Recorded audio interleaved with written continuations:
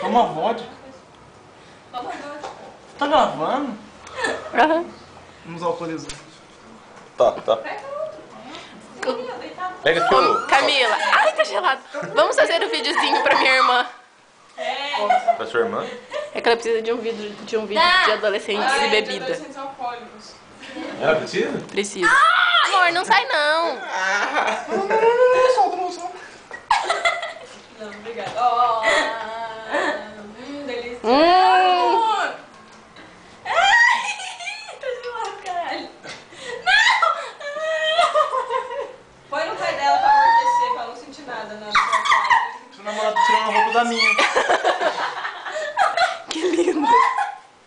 Ai, que tomei banho. Não bebe. Pouco. Não. Amor, não deixa. Amor, não deixa. Que idiota, não emocionando.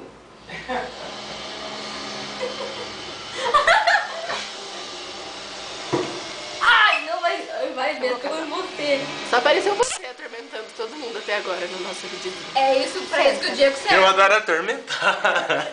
É pra isso que o Diego serve. Adorei o comentário da Camila. O que ela falou? Tchau. Quem foi que chamou o Diego? Obrigado pela parte que me toca. Ai, que idiota. Não que você Vem aqui, amor.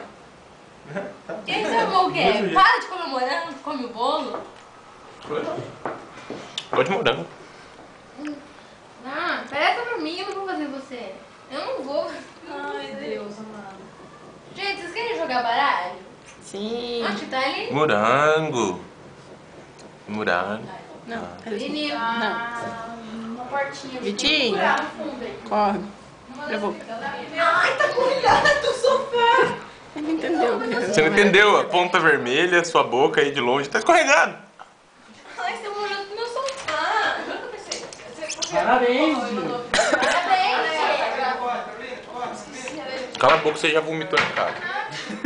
Mas só no vaso. É, então, tá grávida. 2 meses já. Que lado falar.